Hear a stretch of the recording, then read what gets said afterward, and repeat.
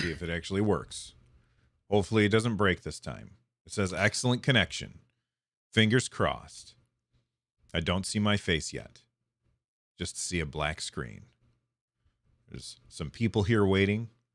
Oh, I see my face. And hey everybody, how's it going? Lloyd, are you ready to make a show? Yeah, I am. All right. I'm going to hit record.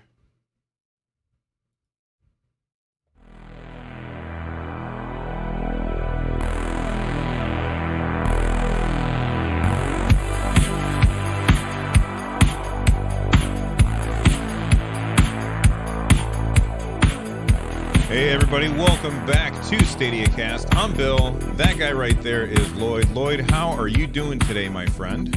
I am tired. I am beat up, but I'm ready to do a podcast. So I can't wait to talk about games that I pretty much haven't played. You haven't been playing much this week, then? No, it's been a rough week. So not a lot of gaming, unfortunately. All right, that's fair. So if you guys didn't know, if you're listening to this for the first time or watching this for the first time, this is Stadiacast. This is where Lloyd and I sit down on Sunday morning at 10 a.m. Over at our YouTube channel, nerdnest.tv. Head on over there, click on subscribe and all that other stuff. It really does help out. And we sit down every weekend and we talk about video games. And specifically on this show, we talk about games that are on Google Stadia. So if that sounds good, stick around, strap in. We've got some stuff to talk about. Lloyd, you just said you haven't been playing anything, but you wrote things in the show notes that you have been playing. Yeah. And we both been playing the first game on this list, and that's Wreckfest. Mm-hmm. What are your thoughts on that game? Let me couch this conversation with the fact that I've only played on a lawnmower on Wreckfest. I played the first intro race around with lawnmowers and beat people up, and that was great. And then I was like, well, I want to see what actual car racing's like. So I started the first I can't remember what Junior the cup series was called. Yeah, whatever the cup was called, Junior Series, whatever it was. It loaded up to 100%, and then the game crashed. I'm like, oh, what? That's weird. So I loaded up the game again, and the exact same thing happened. So I tried just before recording, and it was working. So I had some weird game crashes. So I only played like one race that wasn't, or one lap, sorry, of a 3-lap race that wasn't with a lawnmower. But I gotta say, man, Wreckfest impresses me for many different reasons. For the first thing that impresses me is it's a slow game. It's not like you're in going 200 miles an hour every vehicle that you're in. So you can kind of line up your shots a little bit when you want to like clip someone on the rear to spin them around or whatever. But then the Junior Series or whatever it's called, there's like all these piles of tires on the side, and if you hit them, individual tires go bouncing across the map. Just a fun game. I really wish I had more time to put into it before the show to really talk about all the various features of it. But man, is it ever fun. There was an old Crash Up Derby game that I played back on like the PlayStation. And I can't remember what it's called, and I should have probably checked before doing this, but I didn't. So we'll have to keep going forward. And there's nothing more fun than racing like 100 miles an hour, or whatever your top speed is, towards a car that is partially disabled on the side, and you have to do like the mental math to say, okay, he's moving very slow, so I got to aim about 4 feet in front of him, and then you completely T-bone him and disable the car. I got a lot of those feelings in Wreckfest, and I can't wait to play more. Demolition Derby sounds right, Coda, in the chat room. I think that might have been it. So long ago, I can't remember. But yeah, it brings back those feelings, which I really like. Yeah, so I played a little bit of Wreckfest, and I think it's definitely a good game. I despise the music. My wife walked in, and I was playing Wreckfest, and she walked and sat down on the couch over there, and she goes, "What are you listening to?" And I was like, I go, "It's just this game that I'm playing. It's terrible music. I could not stand it." She goes, "The early 90s called. They want your playlist back." And I said, God. "Yeah, I know." I don't know if I can enjoy Wreckfest because I have trouble going after the other cars. I just want to race. And so like I'm racing and I'm my brain says, don't slam into this. You need to, because you're going to damage your car. And I have trouble getting over that idea of I need to go after this guy and slam into them to take them out. Whereas my brain wants to do more of like a clean race, if that makes sense, which is completely Sure. against everything in this game. Yeah, exactly. I mean, there's a lot of risk versus reward. When you take out the other cars, well, they can't get in front of you in the race then. Yeah. So even if you're trying to do like a racy race, not a smashy race, you can like spin. You do like the pit maneuver to knock a car facing backwards, and then it takes them a while to get up to top speed to come challenge you again. Really digging it. Again, the most I played was on a lawnmower, so I haven't gotten too much into the actual racing physics, but with the upgrade system, all the unlocks, it seems like it is a very deep game for customization and stuff like that. So I really can't wait to dig into that one a little bit more. I also do enjoy racing around on like a dirt track. It's a big difference from I've been playing lots of Forza lately, and Sure. like getting on a dirt track and sliding around the corners and stuff. That feels really good. I also on Forza, when you hit something, like if you're doing multiple laps on a race and you like hit something and like there's debris on the road, the next time you come around, everything's fixed. Like they have a team of people that come out and they're like, let's put all the cones back.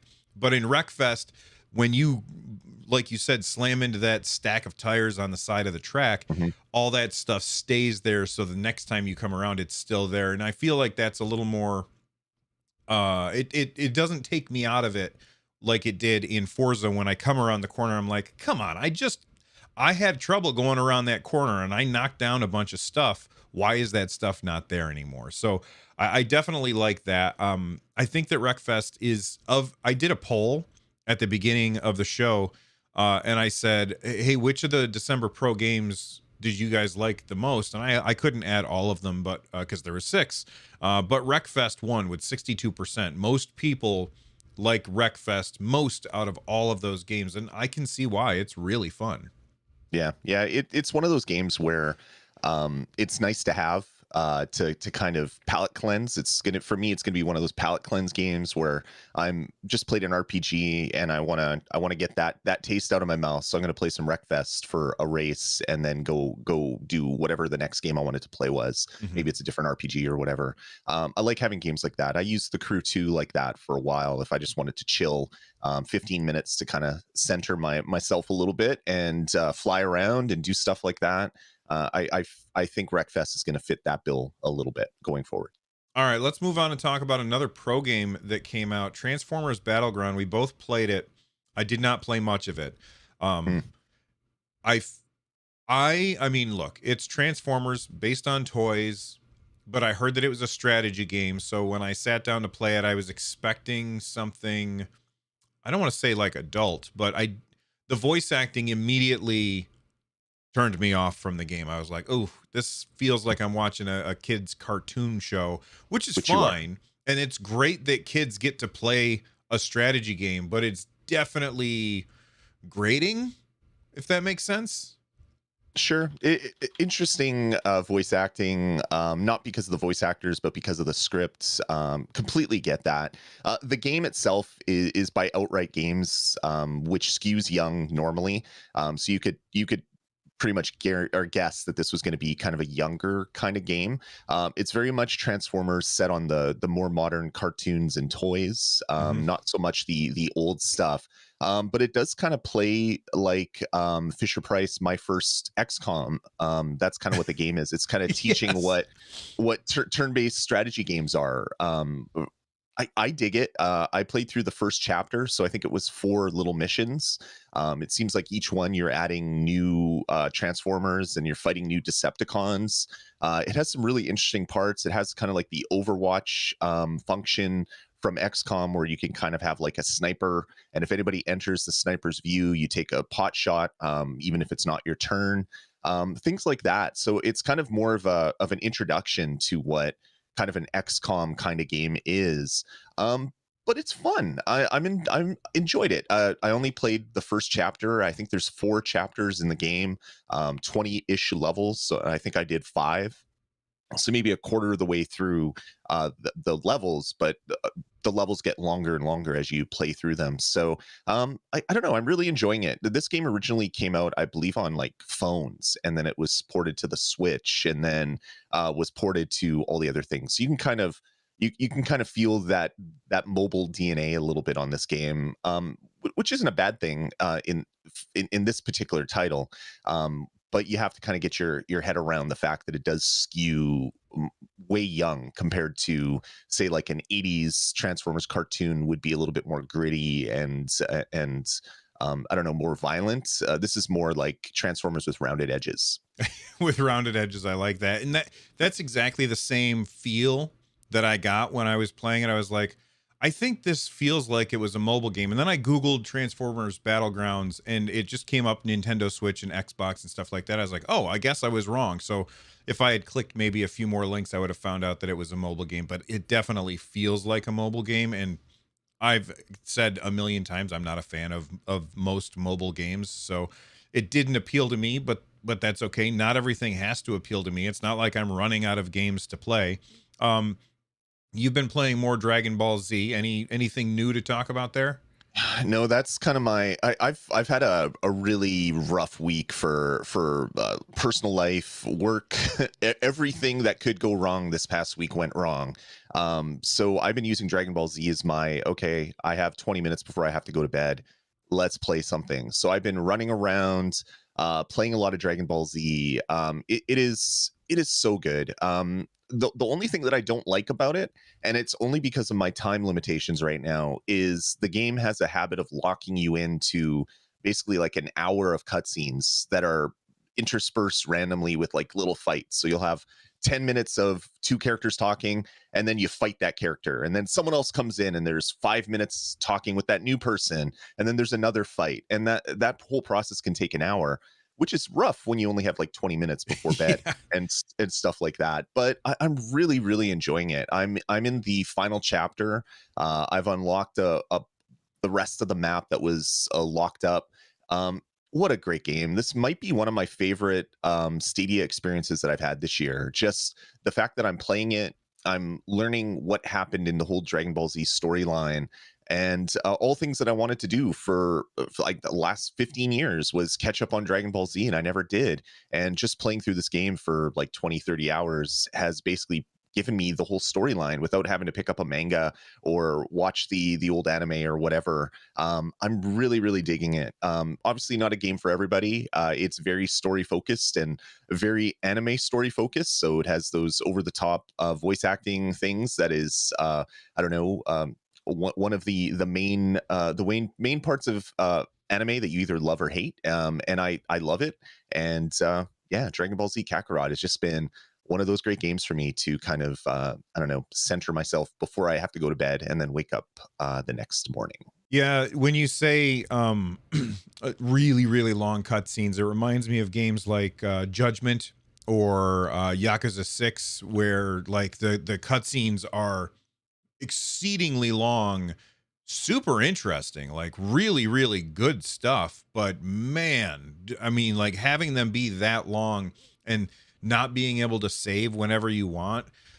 This is where one of the things that I would love to see on Stadia would be amazing is if they would bring in that ability to just say, save where I am right now, like you can with a Switch or an Xbox, where you just turn it off and come back to it later.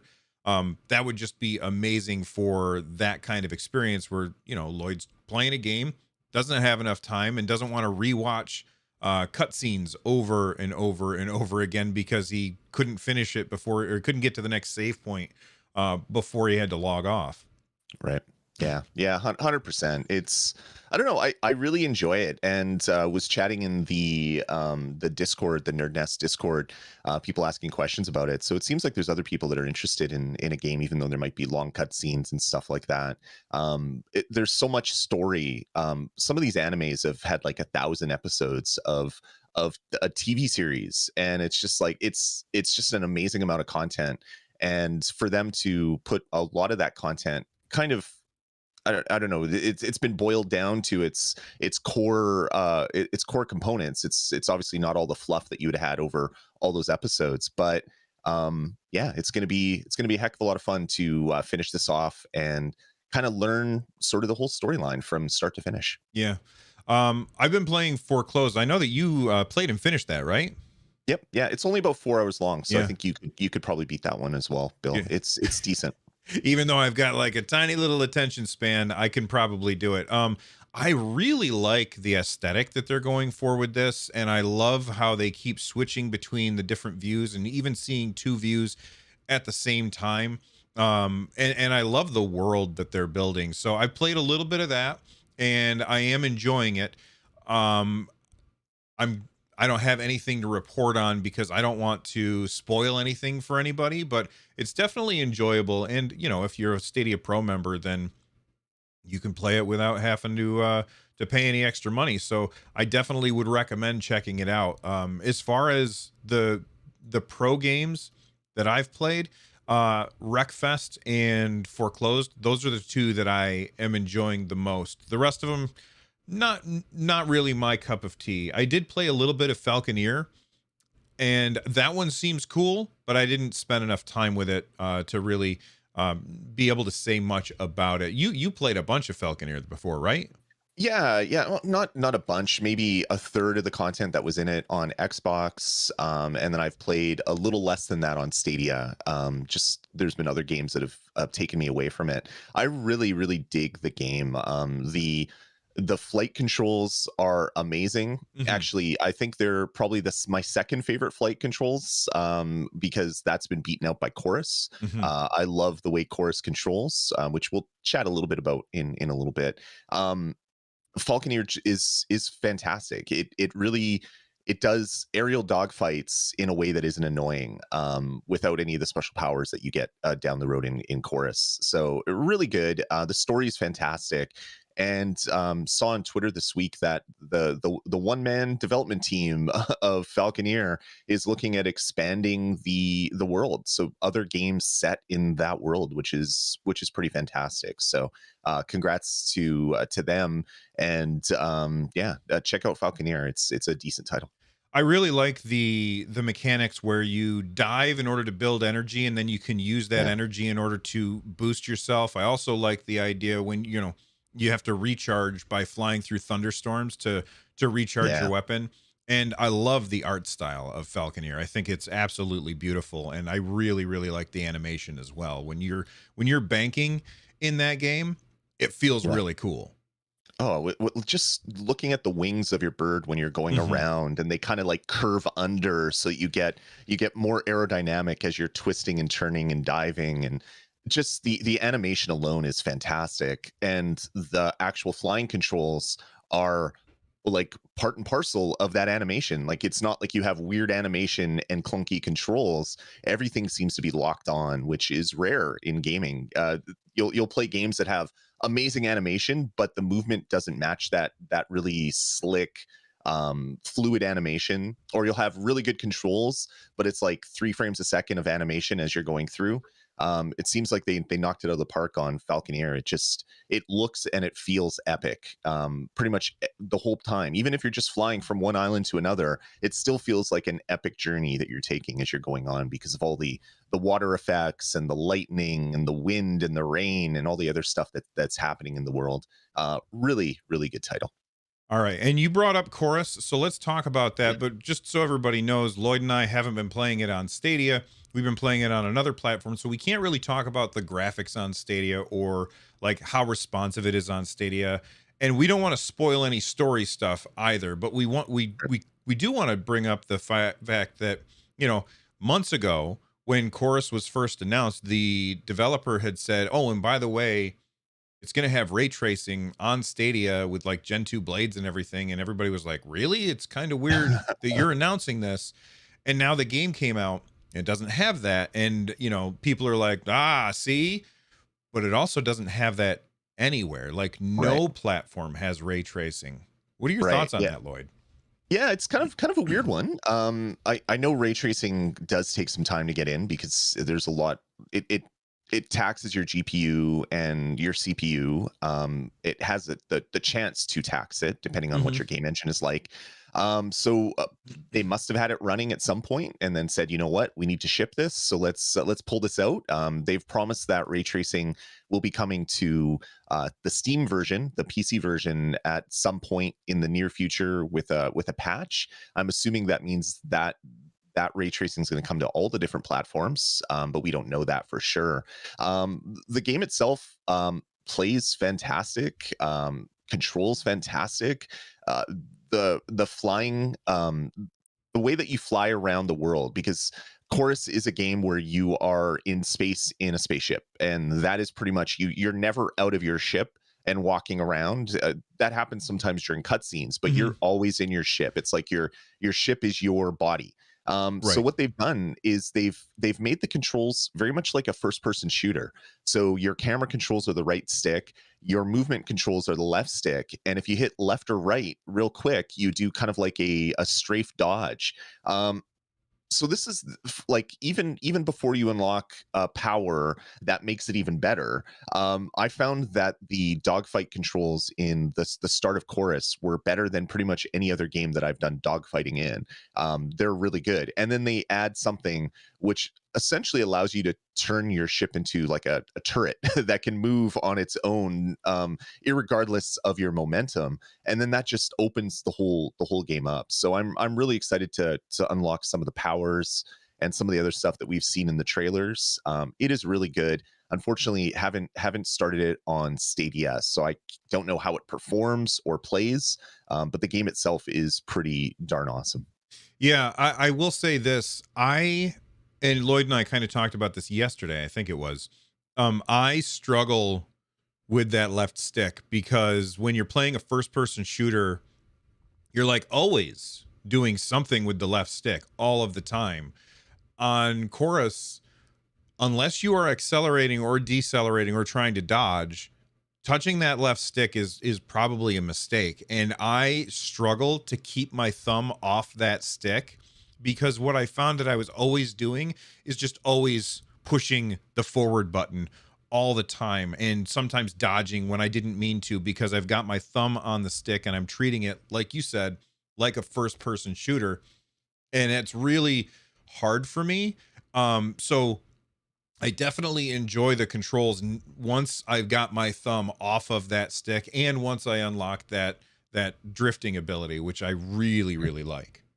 Yeah. The When they first gave me the drift ability, I was just like, "What is this? I don't understand. I have to hold down how many buttons at the same time?" Well, obviously, I misread what they put up on the screen initially because you basically just hold down a button and then you can rotate your ship with the right stick, however you want. And I'm like, okay, this is way easier than I was making it out to be. And then the next time I was in a dogfight, you can basically just like boost ahead and then engage turret mode is what I call it, and then you can just target every other ship that's around you. And it's like, oh my god, this is the best dogfighting I've ever done in a video game. They're knocking it out of the park for that regard with Chorus. But I want to see kind of what comes down the road. Is ray tracing going to hit every platform? I know the Steam version has DLSS support, which does have a bit of a tax on your GPU and your CPU, or it has the potential to. So looks like ray tracing is a possibility in the near future. I want to see what that looks like. But then the $1 million question will be, if ray tracing comes to every platform, will it also come to Stadia? And we obviously don't know that. Yeah, I mean, my gut says no Mm. because like the hardware that Stadia uses doesn't actually natively support ray tracing. So, but it just seems so weird that the developer had come out and said specifically that it was Yeah. coming to Stadia. That's such a weird thing. I before we move on from Chorus, I have a question for you about the tight space parts of the game. So the dogfighting, I adore. I think it's Mm. fantastic. The parts where you are in like a super narrow tunnel, like Lando Calrissian flying through the middle of the Death Star at the end of Return of the Jedi. Sure. Man, I cannot stop just slamming into walls on that, or I have to go really, really slow. Am I just, do I just need to get good, or is that something that you're running into as well? You definitely need to get good. I also need to get good. We all need to get good. I think what will fix that a lot is when you have the drifts ability, which at the start of the game you didn't have. So it was very like the world was very tight and small, and you're going slowly through these corridors. It reminded me a lot of Descent back on like my 486 when I started playing Descent. One of my favorite old games, like old DOS games, where you're going through big, I guess they were underground bunkers, but you didn't really ever get above ground in Descent. You're just kind of going from one place to another. But a lot of interesting little corridors that are branching off from each other, and you have to keep adjusting your pitch and everything so that you can see them and fly through them. It reminded me a lot of that. Another nice thing that Chorus does that I really appreciate is if you're flying through space or in a corridor or whatever, and you don't touch your right stick for say 5 seconds, the game automatically reorients you Hmm. to what is the base view. So your ship would have been flying like this, and then all of a sudden it just goes boop, and then that allows like me, I don't know for everybody else, but for me it allows me to pick out a kind of like the oh, I've seen that asteroid before, oh that's where the base is, oh that's where the big subspace jump thing is. Okay, now I know where I am. It allows me to kind of positionally know where I am in the world a little bit better. So that's a really nice feature addition, which I thought of that when we were talking about Descent, because I believe Descent did that every once in a while as well. Yeah, is there a button to do that? Like, because Yeah, there is, you because click I in, was hitting the buttons and it didn't happen for me. you click in the right stick, I believe. You hold the right stick Oh, clicked okay. in, and then it will write you to whatever the base, whatever normal is, whatever the game says this is Oh, how you started. yeah. It'll rotate you to that position. Yeah, I really do love the dogfighting, and I think that the narrow corridor stuff, the part that I have the worst problem with is where you have to shoot the gates in order to open them, and you Mm. have to like fly past the gates, go into drift mode, shoot them, and just keep spinning around to hit them all. And I don't know, maybe I'm trying to go too fast. Yeah. But I just run into issues with that, and it's very frustrating. I love the game, but I like the game, but I kept setting my controller down and being like, oh, I can't believe I missed that again. Uh, But I do think, from what I on the version that I've been playing, very pretty game, great controls, dogfighting is fantastic. I just want, you know what I really want? I want an online version of just the dogfighting where it's just an open world and you're flying around shooting at each other with this dogfighting stuff, because it feels I, really good. I want it in VR. Like as soon as they unlock the drift mode, which means that your ship could be going this direction, but you could be aiming in that direction. I want that in VR. I want to feel the sensation of traveling forward but looking in other directions. I think that would just be such a trip, The and vomit like, inducer. yeah, it could be the vomit comet for sure. But man, the game is good. I really hope that I can check it out on Stadia soon to see how it compares. But I'm loving what I'm playing so far, playing on the PC version through GeForce Now. Awesome. All right, let's move on to this not this week on Stadia. What's it called now? It's called Next Next Up up, on Stadia. And I accidentally opened up the wrong one. Next up on Stadia, last episode, Lloyd and I were saying, "Hey, Jackbox 8, really cool. Would be nice to get the other Jackbox games." And now Jackbox Party Pack 7 is coming to Google Stadia as well. Um, right? I'm semi excited for that, but all of my excitement for that was completely drowned out by the other announcement, which we'll talk about in a second. Lloyd, are you going to be playing Jackbox Party Pack 7? Yeah, like my family had so much fun with eight, which I gotta say the games in eight aren't my favorite in the whole Jackbox world that I've played.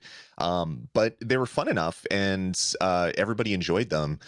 Giving them five new games to play, I think is going to be a really good thing. So I'll definitely be playing some Jackbox Party Pack 7 at some point. It comes out on December 7th as well, which is great. So 2 2 weeks. days.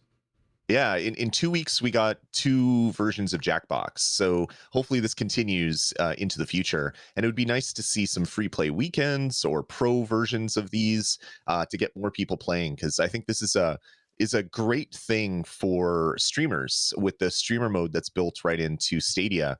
You could easily stream it out, have people join. You don't even need voice chat for the most part, although voice chat does make things better. Yeah, I'm excited for the future of more Jackbox on Stadia. Absolutely. Jackbox. I don't think I've played 7. I think I have 2, 3, 4, and 5. I don't think I have 6 or 7. Especially because like the Devil's in the Details, I don't know that one, and Champed Up, I don't know that one either. So some of Right. these are new to me, but it's definitely it's great to see more. Like if you have not played one of these games, I think that there's a lot of people out there who have a TV that has Android TV on it or whatever, and they can easily do this, and they don't have any other console. There's going to be a lot of people who have nothing but Jackbox games on Stadia, and they play nothing else because this is Yep. the only thing that is really interesting to them.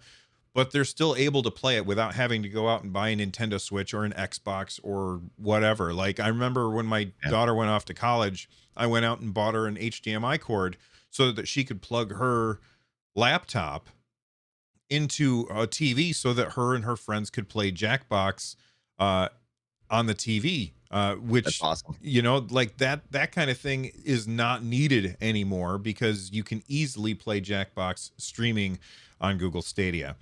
Yeah. All Yeah. right. The best part of Jackbox is every other player just needs a mobile phone. They Yeah. don't need anything else. There's no controllers. You don't have to pair 8 controllers to Stadia or any other platform. They just bring out their phone, scan a QR code, punch in a code. That's it. So good, and it's going to be good for people that love to use the built-in streaming with Stadia to play with their friends. You know, something else occurs to me, and I don't know if I just didn't notice this, but whenever I'm playing Jackbox, and most of them are on my Nintendo Switch, I always have to, like, midway through the game, I have to reach over and wiggle the controller, and because the screen will start to go dim. I can't Right. remember if that's something that happened, because that drives me crazy. I'll be sitting Mhm. there and looking at my phone, and somebody will be like, "Wiggle the controller," and I'm like, "Oh, okay," because you don't have to touch the controller for most of the game. And I can't Right. remember if that's something that happens on the Stadia version. Let us know if you're watching this, because I can't Yeah, I'm not remember. sure. I'm not sure. I think, yeah, I'm not sure. Really not sure. All right. This one I'm very excited for. If you had told me a couple of years ago that I would be excited for a Dynasty Warriors game, I would have told you that you're a liar. But after playing Hyrule Warriors, Fire Emblem Warriors, and Hyrule Warriors Age of Calamity, Mhm. all Nintendo Switch games, I'm sold on the Warriors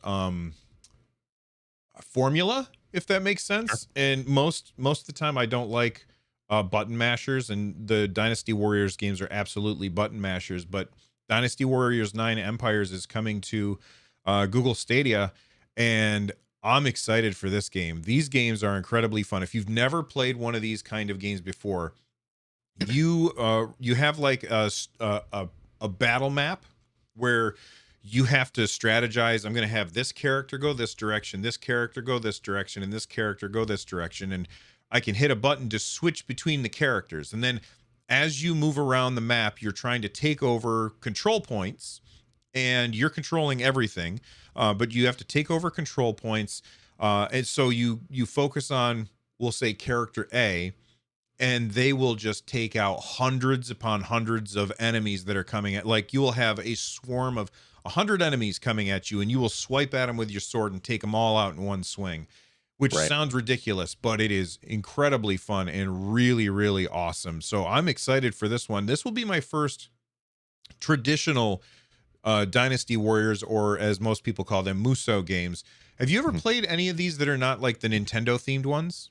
Yeah, I played them back in the day. I had a girlfriend that really loved the old Dynasty Warriors games. I don't like Dynasty Warriors games up until the Nintendo versions came out, and I'm like, oh, I love these games. So I don't know what it is. Maybe it's the setting. Like I don't have any sort of love to like ancient Japanese generals fighting another ancient Japanese general that I know nothing about. Like I don't have that knowledge, so it doesn't I don't know, excite me to play more. But when I'm fighting as Link and I know that I have to fight this bokoblin, and if I do, maybe I'll unlock another character. For some reason, that was enough of a carrot on a stick to keep me going. I loved Hyrule Warriors and Age of Calamity, some of my favorite games on the Switch as a platform. I'm cautiously optimistic about this one. I'd love to give it a go and see if maybe playing the Nintendoized versions of a Musu game uh, makes me appreciate that formula a little bit more. Maybe I just didn't give it enough time in the past. I'm eagerly anticipating a chance to play it for Dynasty Warriors 9 Empires whenever that comes to Stadia.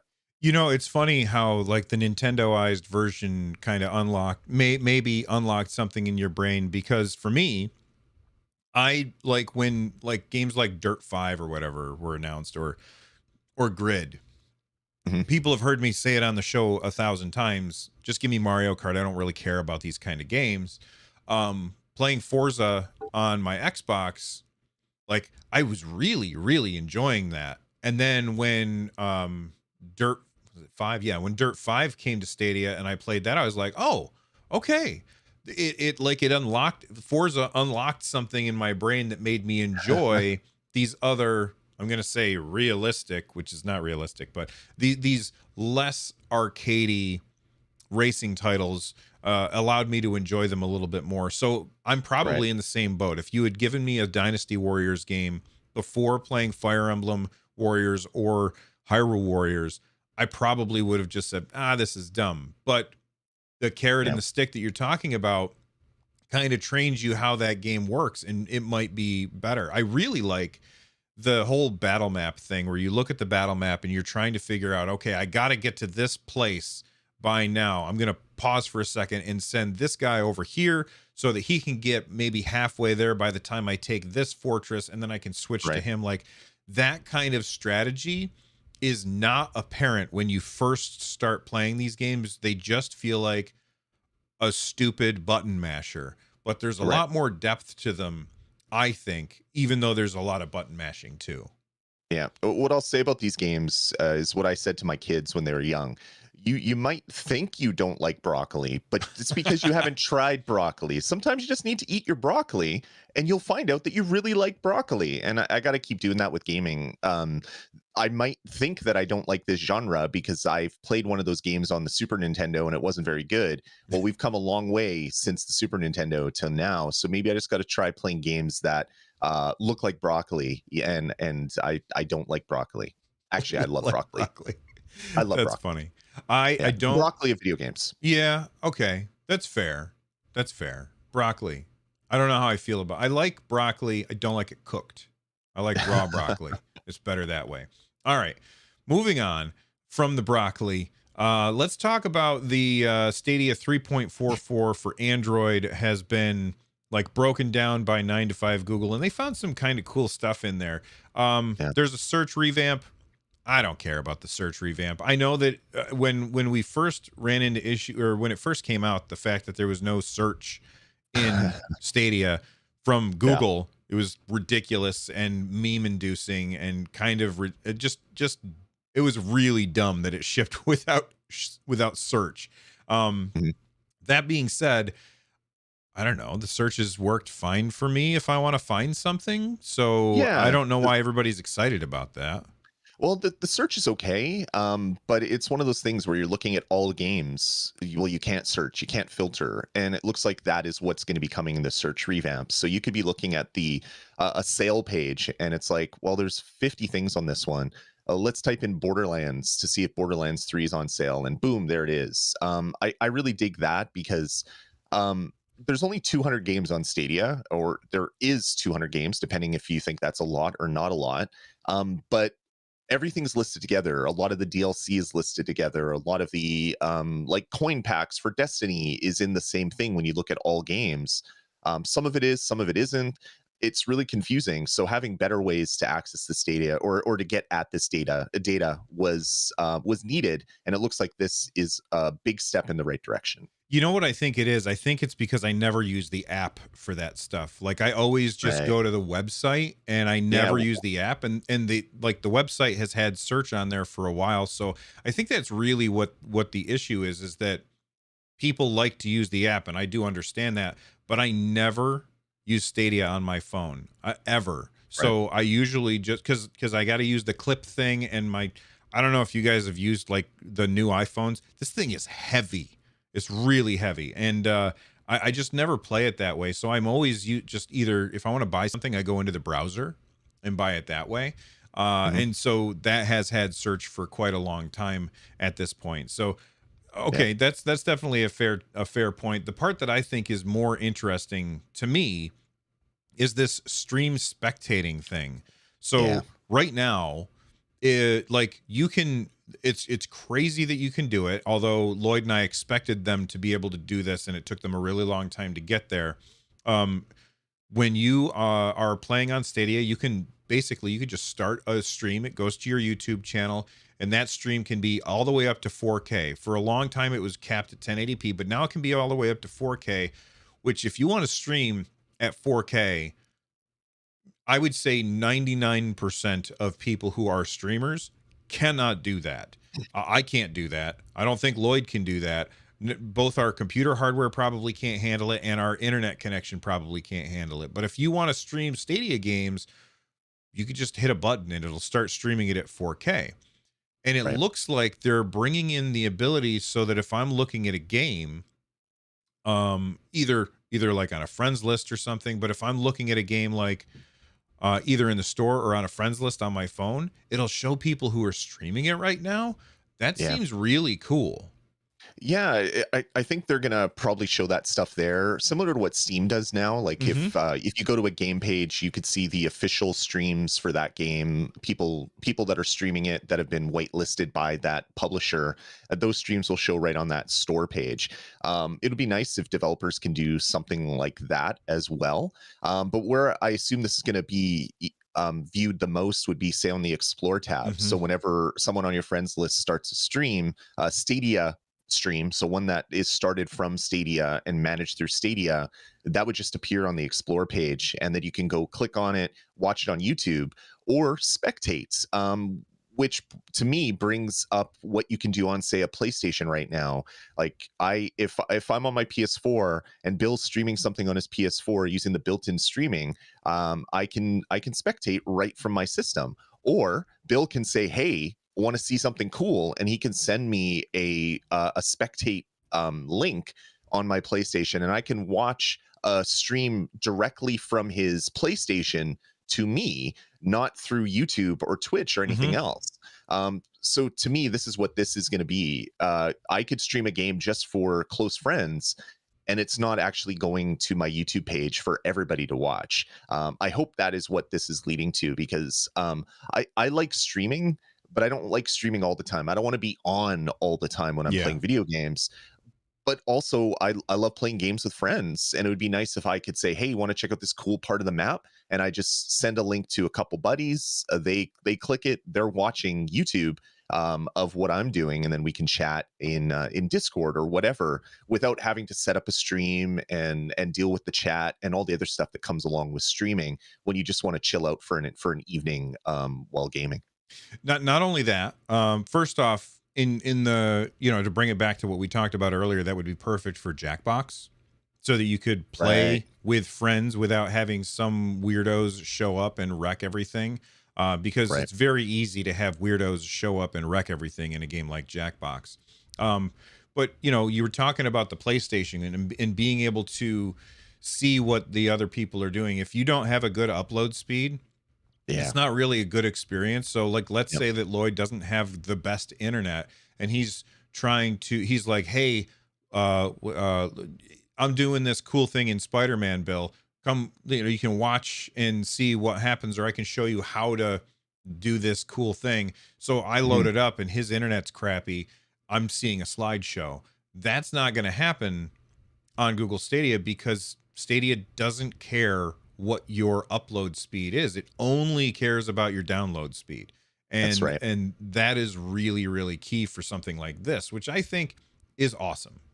Yeah, and I saw something on Reddit, which doesn't seem to be part of this 9 to 5 Google article, where at one point in one of the APKs there was some code in the APK about passing control to one of your spectators, which is what you can do on PlayStation. You could be, I could not be able to beat a level, and it's like, Bill, you're really good at this level. Can you just come and just beat it for me? And then Bill can view my stream. He can request control. I can pass control. He can get through that tricky platforming and then give control back to me. If they can do that with Stadia, that would be fantastic. And since it's just a YouTube stream, which is coming to you whether you're playing a game or viewing a game, it's pretty much the exact same stream. I don't see why there would be any issue why that couldn't happen. So I'm excited for this as a new Stadia feature, and it'll be interesting to see how it all kind of like forms over the next couple months as these things make their way from just being in the APK for testers to actually being launched and usable by everybody on Stadia. Yeah, this the conversation that we're having right now makes me think of the whiteboard, the roadmap, these things that everybody's like, "God, Stadia has no plans." Yeah, they do. We just don't know about them until they tell us about them. And they clearly have deep integration planned between YouTube and Stadia. And like YouTube gaming has been making a lot of moves lately. And I think that there's a lot of things that right now, nobody, us included, have thought of as really good ideas that can only happen because of things like Stadia. And we're going to see that stuff. And when we do, we're going to be like, oh, okay, well, that was their plan. And, of course, some publications will be like, Stadia finally adds blah, blah, blah, or whatever. Yeah. And I think it's just a lot of people don't have a knowledge of how companies like Google do work for programming. So it's not like PlayStation where they work for a long time in the back end. They come up with new features and then they push out a firmware and then everybody has access to them. Mhm. Google has a more iterative approach to programming normally, or development normally. So they'll launch something, and what we don't understand is that this took 6 other launches to get there. So when they want to do messaging, let's pretend that Stadia doesn't have any way to send messaging back and forth. Well, first they would work on a way for communications to pop up on two different screens. So that would be something they develop. Then they'd work on a thing. Okay, let's store this message history in such a way so that we can filter it down the road later for privacy concerns or whatever. Okay, we got that working. Okay, let's add this on top. Let's add this on top, adding like little Lego bricks. And then all of a sudden it's like, okay, we have person-to-person messaging. Here you go. Everybody can access it. And not realizing that there's like 6 other Lego bricks underneath that had to be built first before that feature could be there. And that's kind of how Google does it. They're more of a modern kind of iterative development house. And that happens with all of their products, where they come out very bare bones and then they eventually add more and more functionality as time progresses. That's just not what we're used to for a gaming platform, because we get the full PS5 comes out. We know exactly what the PlayStation 5 is because everybody has the same firmware, same hardware, same everything. And then 6 to 12 months later, we get an update that adds a new feature. Stadia is just always adding these little features. And maybe something like what we're going to talk about next, the suggested replies toggle on and off, or the ability to do suggested replies. People are saying, well, why wasn't that there all the time? Well, they had to build a bunch of stuff to get to that place. It was probably always a goal. It just took a couple steps to get there. Not that they're slow. They just have a different way of doing development. Yeah. Before we get to the suggested replies thing, I've got a simile for Stadia's, for Google's development procedure. Pandemic hit. We all locked ourselves in our houses for a long time. I looked at my son get taller and taller and taller and taller and taller and taller slowly over time. When things finally opened up so that like my daughter could come visit us, because she lives, she went away to college or whatever. she came back and she saw him and she was like, whoa, holy cow, you're like really tall now. And I was like, yeah, he is. But like, it was a big shock to her because she didn't get to see it slowly happen over time. Whereas everybody else were like, okay, yeah, we slowly get to see that increment a little bit at a time. And Google is kind of like that slow incrementation. And the other platforms, because they're shipping a box that goes under your TV and stays there for years and years and years, they have to do things all at once. And that's just another way to look at it. The suggested replies thing. So why don't you tell people about this? Because we've had this for a while. Yeah, we had the suggested replies, but I think there's a toggle now where you can turn that on or off. Because whenever there's suggested replies, people are like, Google's reading all my messages and someone's typing these things in. They have millions of people that are sitting in data centers just typing in suggested replies, and that's not really how it goes. Google analyzes the text of the message and says, okay, they talked about, do you want to play a game tonight? Well, then the suggested replies are like, sure, sorry, I can't. I don't own that game would be the ones that would come from it because of the keywords in the message that was sent to you. People are worried, well, Google's analyzing and looking at all my messages, where that's really not the case. AI is doing it. But to calm the fear of those people, there's just going to be a toggle where you can just turn that off. So there's no suggested replies, so Google is not analyzing the messages that are coming into your profile. Now, I don't usually communicate through Stadia. Usually if I'm playing a game with somebody, we're talking on Discord or something, or a text message. I will say this, and I could be wrong about this, but I feel like there's been times where I have only had the option to do suggested replies and I've not been able to type anything at all. And I'm assuming that was on like the Chromecast Ultra. But like, why not have a keyboard? Like, why can't I hit a button and have a keyboard pop up? Because maybe I'm wrong about this. Maybe I'm imagining this, but I feel like I remember somebody sending me a message. I opened it up and I had the option to just pick one of the suggested replies, which is what I did. But I didn't have any way to send a custom message because maybe one of the replies didn't apply to what I wanted to say.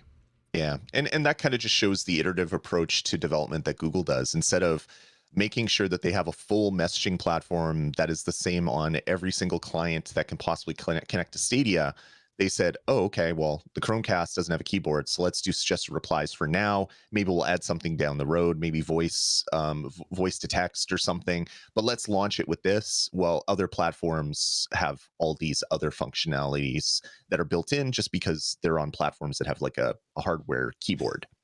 You mentioned the voice to text. Oh my God. Remember back in the day when we first started this show, I kept saying, hey, Google, oh no. Sorry if I set off anybody's stuff.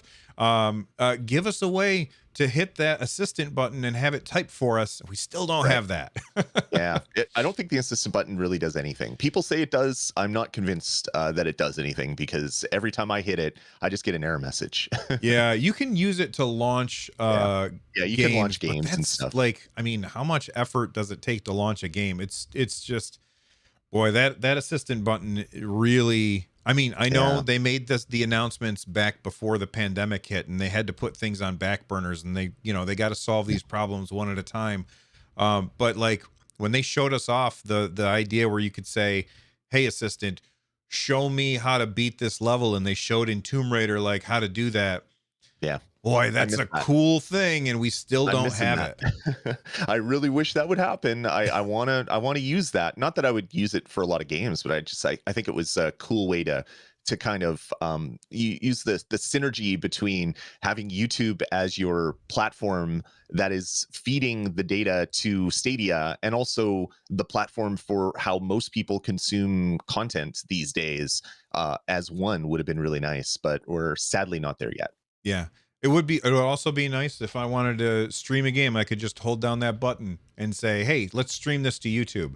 And it just does it. Like that kind of stuff would be cool. And I don't know how hard that would be to implement because when you hold down that button and you say things, it knows exactly what you're saying. Like they're very good at speech recognition. So anyway, let's move on and talk about, speaking of voice and your controller, we have a... Stoked for Good on Twitter tweeted this out. They said, "I've been waiting for you. Stadia clips now include voice." And it says basically, clips can now include your voice. If you save a clip when you're in game chat or are now live streaming directly to YouTube, your voice will now be captured along with any others in chat. Now, we saw like APK stuff for this a long time ago where they were like, Right. this is coming, and we know that at some point there's a permission somewhere where you can say don't do this, which is great.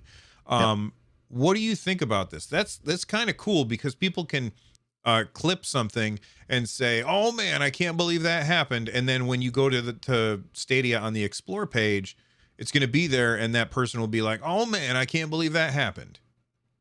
Yeah, exactly. I like that this is gonna come. The clips, including voice, totally makes sense. I mean, that is how clips work on Twitch. It would make sense that that would be how they work on YouTube as well. With these clips essentially being YouTube links, it totally makes sense that this would be coming. One thing that we've seen this year that's not really Stadia related is we've seen YouTube invest in a lot of streamers. So they brought Tim the Tatman, they brought Dr. Lupo, Dr. Disrespect, a bunch of big Twitch streamers are now YouTube streamers.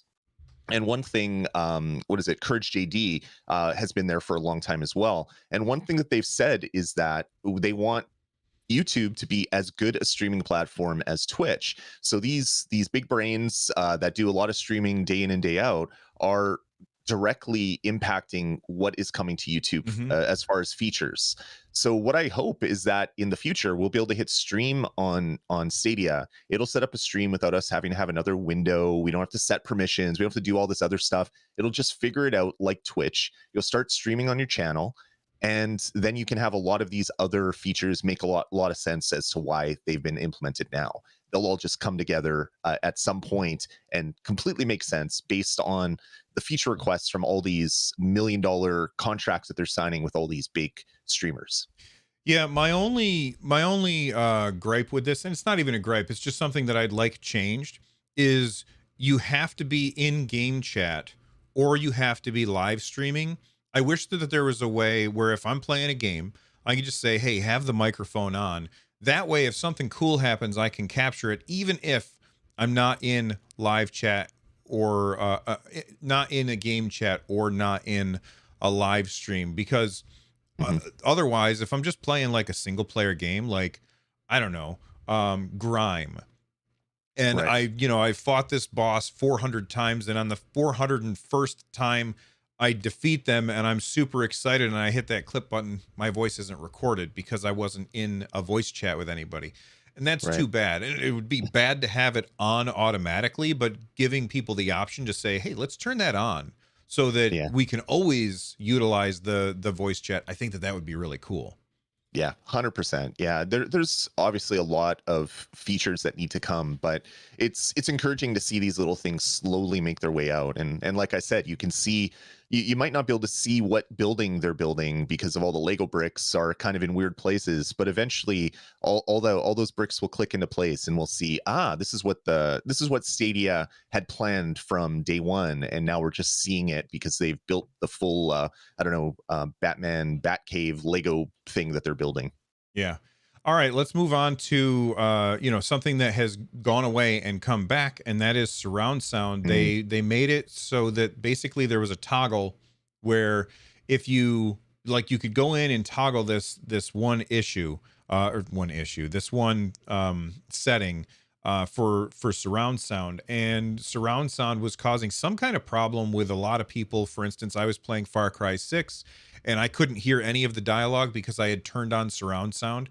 And I only because somebody had mentioned it in a previous episode of Stadiacast, somebody being that guy right there, did I know to go in and turn off surround sound, and that fixed it. Well, it looks like Google had taken that away for a little bit and now it's back. So it seems like maybe if you had turned it off in response to that kind of thing, maybe try turning it back on and seeing if if that issue is fixed for you, because the surround sound option is now back. Any thoughts on that, Lloyd? No, it's good. Whatever bug was happening, hopefully is completely squashed. I know there was surround sound issues on a bunch of different platforms. It wasn't just Stadia, so it makes me wonder if it was just a like say like a Dolby Vision profile came out. Like this is the stock profile that you're going to use on all the different platforms, and maybe that had issues and they had to wait for some base profile or whatever. I don't understand how surround sound is completely implemented from start to finish. Like I know there's some baseline stuff that comes from the Dolbys of the world, but then there's also the stuff that is built by the platform holder. Mm-hmm. So I think there must have been something to cause multiple platforms to have the issue at the same time. But it's good that Google was able to fix it, because man, was that really annoying. Would that be on your TV or on the like Google TV or Chromecast or whatever? Because like I've never Chromecast, so. connected my TV to the internet. Yeah, I think it's a Chromecast issue. It's like whatever received those updated Dolby profiles or whatever. Again, I don't know anything about. I've never done audio coding before, so I don't know what surround sound looks like from a programmer standpoint. Mhm. But it was just really odd to me how it happened on a bunch of different platforms, not just Stadia at the same time. So made me think that maybe with the new Dolby Vision for gaming stuff that they pushed out, maybe there's some baseline profiles that caused issues across all these different systems. Again, I could be just speaking completely out of my butt, because I've never done this programming before, so I don't have any knowledge of how it's done. But it was really weird how it all happened. I'm glad that it's fixed, because I had to turn surround sound off on my Chromecast with Google TV, my Shield TV, like every device that I could toggle it off. And then I had to go into Stadia and toggle it off before I could actually hear people talking without having to have their face over here so that I could actually hear them when they're talking. Yeah. Mr. Chip in chat says Bill already nailed it. They need to add audio ducking and make it easy to just go live from the couch. Talking about something that we talked about in the past, with getting your sub mix for my voice and my game when I'm going live. I will say this. I've done experimentation and I figured it out. If you, and I might say it wrong, turn your voice way up in the settings, turn the game audio way down in the settings, but leave your master volume all the way up, and it kind of fixed it for me. So hopefully that helps you out, Mr. Chip. That's all right. Interesting. So big thank you to the people who are throwing super chats our way during the show. We really do appreciate that. The first one comes in from Jay Dangle. Oh, no, that's not the first one. I'm going backwards. Jay Dangle said a $1.99 super chat. Thank you very much for the support. We do appreciate it. He had a little arrow pointing up for some reason, trying to see what he was referring to, or maybe he was just holding up your, number one finger or whatever. Dinshaw Dastur sent in a super chat as well. I don't recognize the currency, but thank you very much. Rupee. He says, what's that? Indian rupees. You just know that? I know that just from searching it before, but then he also clarified, or they also clarified, that it's Indian rupees. Oh, okay. So I have too many windows open. But thank you very much, Dinshaw. He said, you guys are gentlemen. Well, thank you. You are awesome. And then Chris sent in a super chat as well for $8. They said, thanks for all your informative and entertaining content. You two will always get my vote for the most handsome duo Streamo award. Well, I think Lloyd's doing the heavy lifting there, but thank you very much for that, Chris. And then we had some members, Sir Taco Bell, Brian Danielle, Arcane Cypher, and Anthony Garcia all became members recently. We really appreciate you guys. Thank you very much. Anything that you want to talk about before we wrap up the show, Lloyd? No, I think that's it. I'm looking forward to the time when I can play some more games. So hopefully that will happen this week, because there's so many great pro titles that just dropped. I want to dig through some of them as well.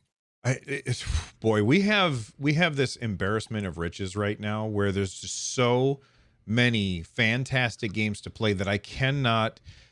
This is something that maybe I make a video about in the near future, but we have so many games to play right now that when Game X doesn't come to my a platform that I have, I just don't care. So like, I don't have a PlayStation 5. My son has a PS5. I don't have a PS5. I can go down and play his, but I never do. But I don't have a PS5, so I can't play Spider-Man. I can't play God of War. I've heard nothing but fantastic things about them, but I don't have them. But guess what? It's not like I'm like itching for games to play that I just have so many games to play all the time that it's not that big a deal for me to miss out on something. And people are always saying, well, Stadia doesn't have this and Stadia doesn't have this, but it has that, and that, and they're really good games and you should check them out. So I think that's just something to keep in mind when people are saying that Stadia doesn't have this or that. And Anthony Talcott, thank you very much for that super chat. We do appreciate it, man. Definitely. Yeah. The one thing that's worrying me this week is Halo comes out in 3 days. So I know my life is about to take a turn for the better or worse. I don't know, depending just based on free time, because I think that is going to be all I'm playing. I'm such a fan of the Halo franchise and not multiplayer. I haven't played a lot of multiplayer recently, but I can't wait to get into the story of Halo Infinite. And that's going to impact all the other gaming I want to do. It's just, as you said, Bill, just a complete and utter embarrassment of riches based on all these I don't know, Game Pass and Stadia Pro and all the other stuff that is happening. I'm not even buying the games a lot of the times because of they're on these subscription services and they're taking up all my time for games that I want to actually give money to the developers and play. I just don't have the time. I need to split myself in two. What was that movie where Multiplicity. I need multiple Lloyds that can play these games. The only problem is I wouldn't be able to then take that experience and put it in Lloyd Prime's brains. So I don't think that's going to work out the way I hope. I like pizza, Steve. That's all I have to say about that. I 100% agree with that. And the last thing I'll say before we get out of here is if you're looking for people to play Halo with, join our community Discord. We've been playing a lot of Halo multiplayer, even though Lloyd won't join us. I've never cared about Halo. I have a really large amount of hours in Halo multiplayer in the last 2 weeks. It's been so fun. So get in there and hang out with us. Nerdnest.tv/Discord if you haven't already joined. Bunch of people in there waiting for you to hang out with us. 100%. Right. There we go. I'm going to end the show there, and you all have an awesome day.